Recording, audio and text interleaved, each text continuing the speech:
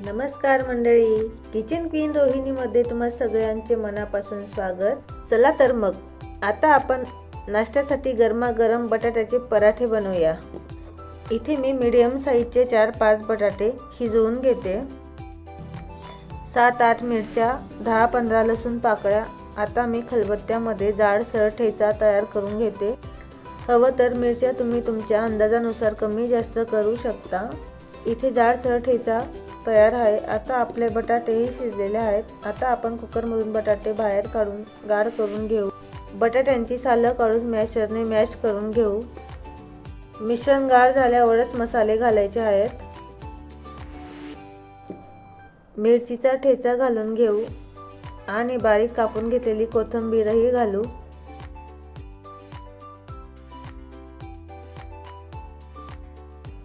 अर्धा चमचा हळद, अर्धा चमचा जिरे, अर्धा चमचा चिली फ्लेक्स, 1 चमचा पावभाजी मसाला, चवीनुसार मीठ घालून घेऊ आणि अर्धा चमचा आमचूर पावडर घालते। तुमच्याकडे जर आमचूर पावडर नसेल तर तुम्ही अर्धा लिंबूही पिळू शकता। आता इथे सगळे मसाले मी बटाट्यामध्ये एकत्र करून घेते। सगळे मिश्रण एकजीव झाले की आपण मिश्रणाचे छोटे छोटे लिंबा एवढे गोळे तयार करून घेऊ। आधीच असे गोळे तयार करून ठेवले की आपल्याला पराठे लाटताना अगदी सोपं जातं।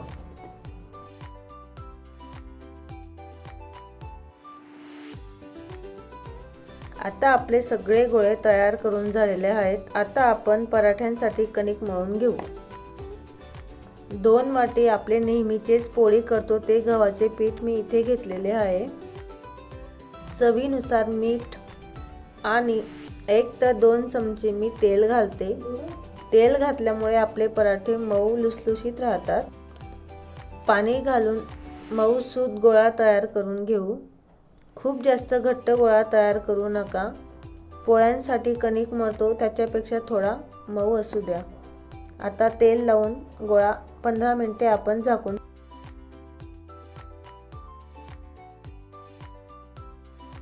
15 मिनिटांनंतर आपली कणिक परत एकदा छान मऊ होईपर्यंत मळून घेऊ।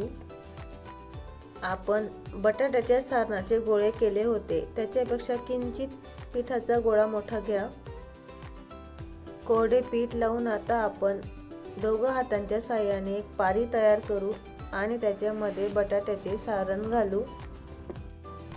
मी व्हिडिओत दाखवल्याप्रमाणे पारीमध्ये सारण भरा आणि पराठा लाटून घ्या। पुरणपोळी करताना आपण जी प्रोसेस करतो तशीच सेम करा, म्हणजे आपोआप पराठा आपला छान लाटला जातो।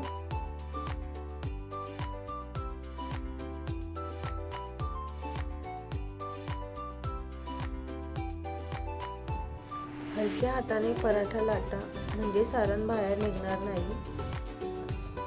पराठा थोडा जाडच राहू द्या, जास्त बारीक करू नका। आता इथे आपला पराठा लाटून तयार आहे। आपण तव्याला तूप लावून घेऊ आणि पराठा दोघही साईडने खरपूस भाजून घेऊ।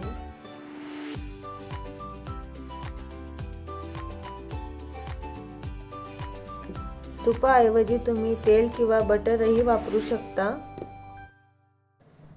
आता इथे मी मध्यम गॅसवरती दोघही साईडने पराठे खरपूस भाजून घेते।